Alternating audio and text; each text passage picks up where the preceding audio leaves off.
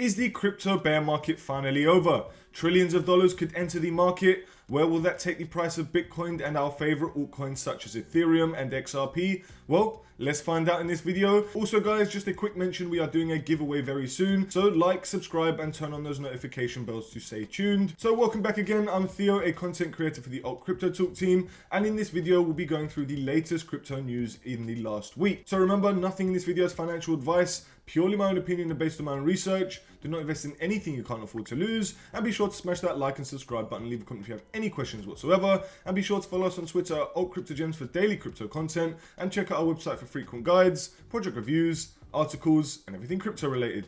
Well guys, let's jump straight into the video. So let's start off with the first article, which is going to be huge, and that is the top crypto firms that have been named in the $1 billion fraud lawsuit, which involves SBF, Sam Bankman-Fried. Now here it says US prosecutors have accused 3 high-profile crypto firms of defrauding investors of more than $1 billion, which these lot are losers and we want them out of the game. So, New York Attorney General Letitia James said Gemini, a crypto exchange, had lied to customers about the risk of an investment account it offered, which paid high interest rates on crypto. Genesis, a crypto lender, and its parent company Digital Currency Group were also involved in the program. It was halted last November, cutting off customers' access to funds. That came shortly after the collapse of FTX, the crypto exchange that was run by Sam Bankman-Fried, who is now fighting fraud charges of his own. And Genesis, which had loaned heavily to companies, filed for bankruptcy a few months later. So apparently Digital Currency Group DCG and Gemini said each they would fight the claims. Honesty and integrity have always been my guiding principles, said DCG. This legal action is the latest to emerge from the implosions in the crypto industry last year as markets for digital currencies soared. The 3 companies had worked together on Gemini Earn, which was launched in 21 and also allowed users to lend crypto to Genesis in exchange for interest rates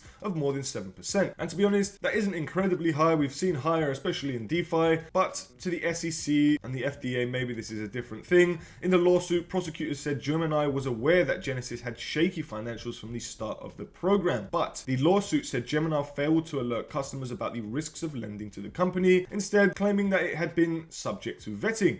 So, in June 2022, the risks increased when Genesis was hit by more than $1 billion in losses from the collapse of another crypto firm. Prosecutors said that Genesis and DCG tried to hide the situation with financial maneuvering and false reports, including to Gemini, while claiming publicly that its balance sheet was strong. Genesis and DCG were already facing fraud claims about those efforts from Gemini, a crypto exchange founded by the Winklevoss twins, who are known for claiming that their former Harvard classmate Mark Zuckerberg stole their idea to invent Facebook, which is possibly very true. Mark Zuckerberg, you are a very sneaky guy, I must say. And Gemini said the lawsuit confirmed its claims against Genesis and disagreed with being named as well. Blaming a victim for being defrauded and lied to makes no sense, and we look forward to defending ourselves against the inconsistent position. But according to the lawsuit, in the summer of 2022, some top Gemini staff became worried enough to withdraw their own funds. So that should give you a little bit of an insight of what was going on. These cryptocurrency companies lied to investors and tried to hide more than $1 billion in losses, and it was middle-class investors who suffered as a result, Attorney General James said. Now, also apparently a 73-year-old grandmother among the 232,000 investors were also victims of the alleged fraud. Now, I'm very sorry for that 73-year-old grandma. However, hats off to her because she's investing in cryptocurrencies when most people my age and even a lot younger than her are not investing in crypto. So hats off to that lady. I'm pretty sure she's investing again. I hope she is anyway. I hope you haven't got your hopes down. But essentially, moral of the story is,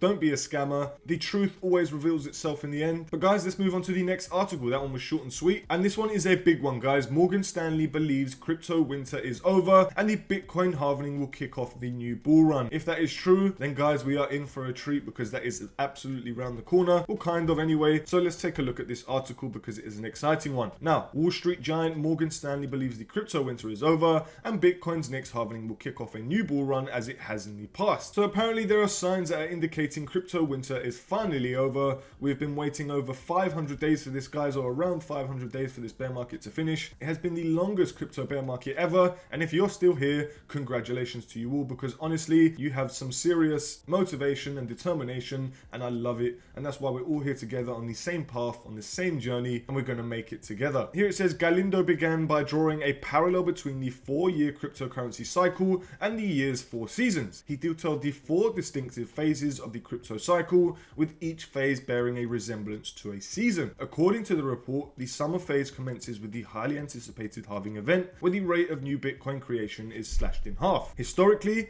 this phase has been marked by substantial price increases in Bitcoin as scarcity drives demand. It typically culminates when Bitcoin surpasses its previous all-time high, sparking euphoria in the market. After reaching a new high, Bitcoin garners media attention, attracts new investors, and piques the interest of businesses. This phase is reminiscent of summer, turning into fall as the crypto market basks in the warmth of renewed interest. It spans the period between surpassing the old high and establishing a new peak, marking the climax of the bull market. So, post-peak, the market enters a bearish phase similar to the onset of winter. The market cools down as investors lock in profits and divest from Bitcoin, and this phase has historically persisted for around 13 months, with prices experiencing significant declines from its highs. It is a time of consolidation, correction, and introspection for the crypto community. Preceding each halving event, Bitcoin's price generally rebounds from its lowest point. However, investor enthusiasm tends to remain relatively subdued, much like the cautious optimism of early spring. This is the period when the crypto market finds its footing again,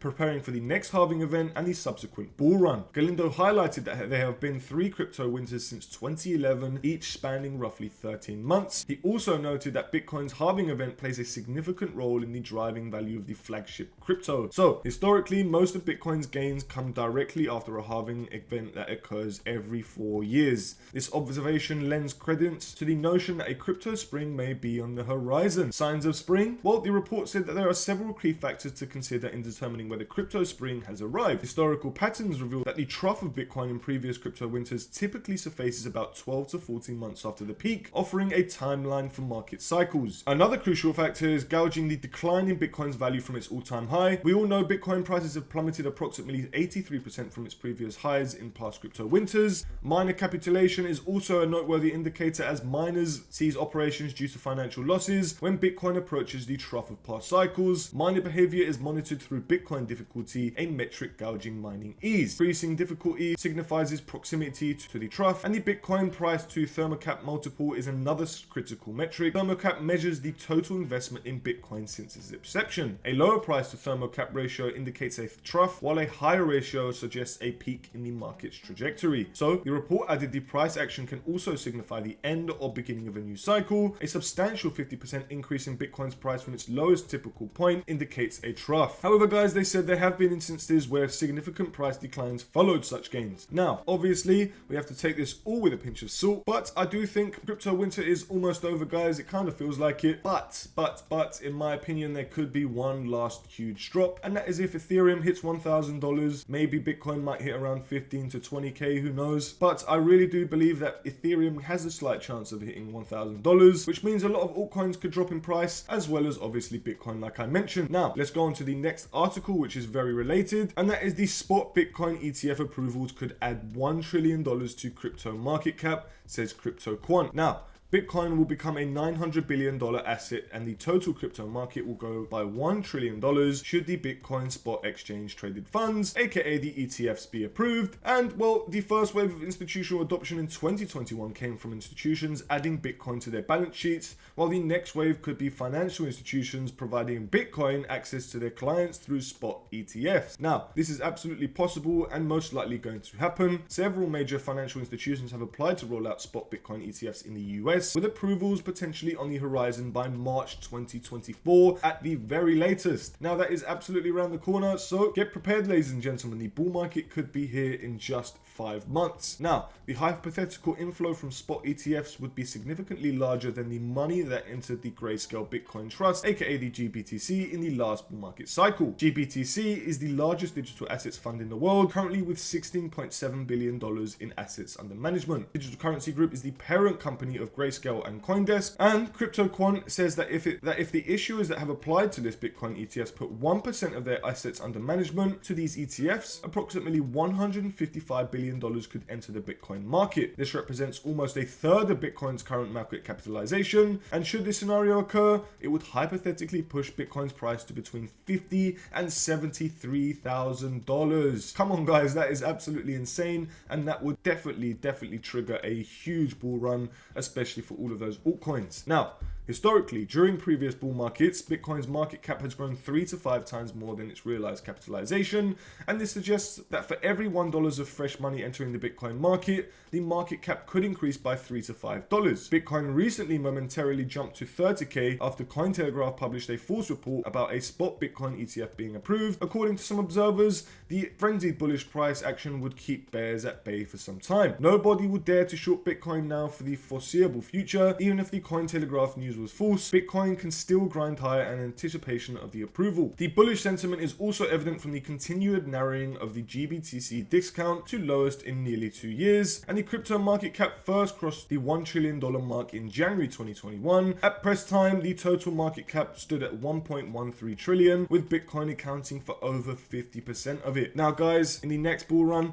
who knows, it could be 5 trillion, 3 trillion, 2 trillion, 10 trillion, or even 15 trillion or beyond. I personally think the next bull run will see a peak of around 5 to 10 trillion dollars, maybe right in between in the middle. Either way, it's extremely bullish, and a lot of our altcoins will pump to ridiculous prices. So let's move on to the next article, where we'll go into one of our favorite altcoins known as XRP. And XRP has recently just had their claims dropped from the SEC, which is absolutely huge, guys. The SEC can no longer attack the XRP community. We are now free, we are broken from our chains, and we can now prevail. So, XRP family, let's see what we can do. Now, the first and foremost concern with XRP is the evident lack of trading volume and liquidity. A healthy trading volume is often an indicator of strong investor interest and robust market activity. For any crypto to surge, it needs to have substantial trading volume backing its price movements. A lower trading volume could signify a lack of investor interest or confidence, leading to price stagnation or even decline. Now, upon examining the daily chart of XRP, one can observe a fairly horizontal movement with slight upticks. While there is a noticeable attempt to move upward, the movement lacks momentum. This sideward trend can be attributed to the low trading volume, reflecting the hesitancy of traders and investors to take a bullish stance on XRP. Furthermore, the aftermath of the SEC's lawsuit against Ripple and its CEO Brad Garlinghouse still looms large. Although the SEC dropped the charges, the incident might have left an indelible mark on the reputation of XRP, which, to be honest with you guys, I think is very false. They might have to just mention this in the article for just legal reasons maybe, or just a just-in-case scenario.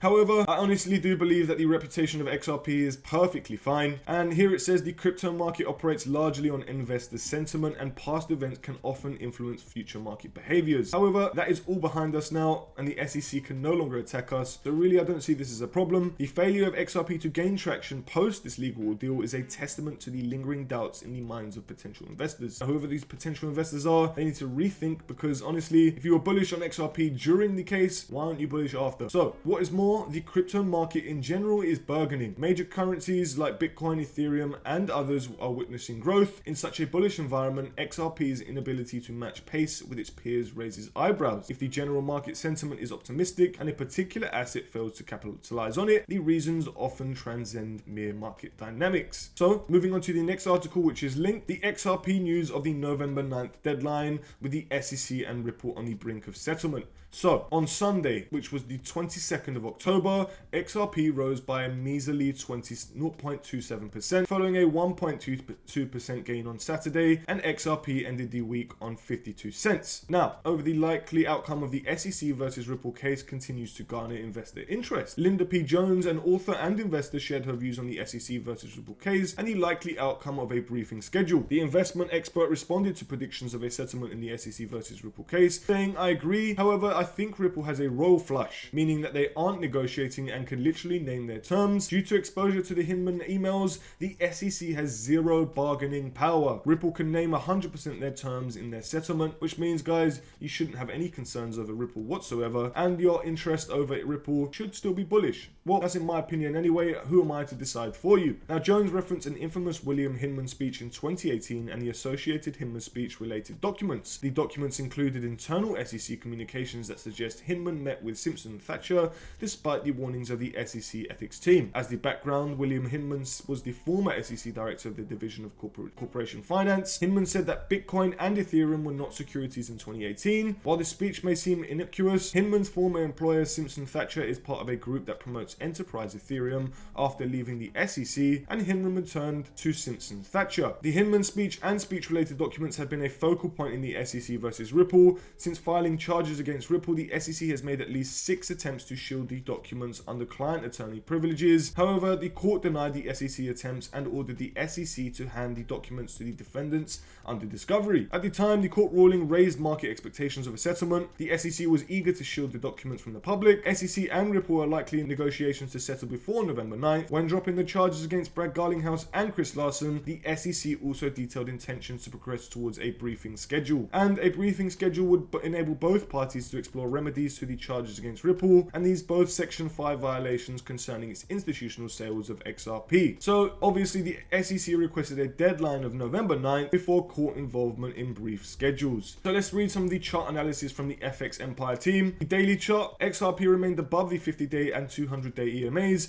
affirming bullish price signals. The 50-day EMA continued to converge on the 200-day EMA. A bullish cross of the 50-day EMA through the 200-day EMA would signal a near-time bearish trend reversal. An XRP hold above the 50-day EMA would give the bulls a run at the 54 cents resistance level. The SEC versus Ripple chatter will continue to influence near-term XRP trends. However, US lawmaker and SEC scrutiny also need consideration alongside crypto spot ETF related news. A fall through the EMAs would support a move to 50-cent support level. A break below the support level would bring in the 47-cent support level into view, which would not be good. And the 57.91 14-day RSI reading indicates a break above the 0.547 resistance level before entering overbought territory. So the 4-hour chart, XRP hovers above the 50-day and 200-day EMAs, reaffirming bullish signals. Significantly, the 50-day EMA converged on the 200-day EMA, signaling a possible bullish cross, and a bullish cross would support an XRP move to the 54.7 resistance level. However, a fall through the EMAs and the 50-cent support level would give the bears a run at sub 48 cents.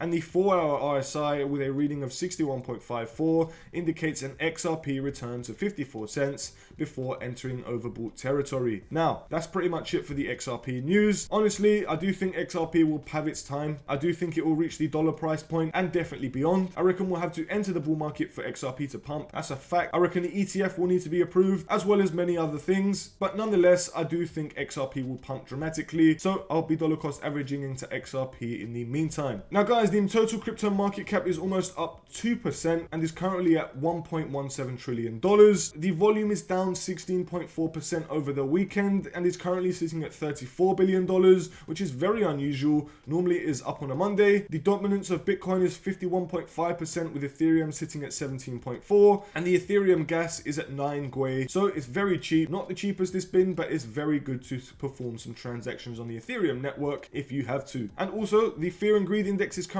sitting at 55, which is neutral. We are nor bearish nor bullish, and in my opinion this is a nice place to be seated in current market conditions. So guys, if you enjoyed this video, please don't forget to hit that like and subscribe button. Leave a comment if you have any questions whatsoever. Get prepared for the giveaway by turning on those notification bells. Hit me up on Twitter if you have any questions whatsoever, and don't forget to follow Jules at AltCryptoGems on Twitter, and also join the AltCryptoTalk Discord community and follow the Twitter at AltCryptoTalk. Guys, thank you very much for watching, and we also have a promotion running on Bybit, the best centralized exchange platform for buying, trading and earning. Bybit is home to all your favorite cryptocurrencies and you can claim up to $4,380 just by signing up using the link in the description below. It's simple. If you need help finding the right crypto gems, then follow us on Twitter at AltCryptoGems and head over to our website to get your hands on detailed project reviews, crypto guides and more. Thank you very much for watching and we hope you found this video helpful and informative. Until next time, DGens.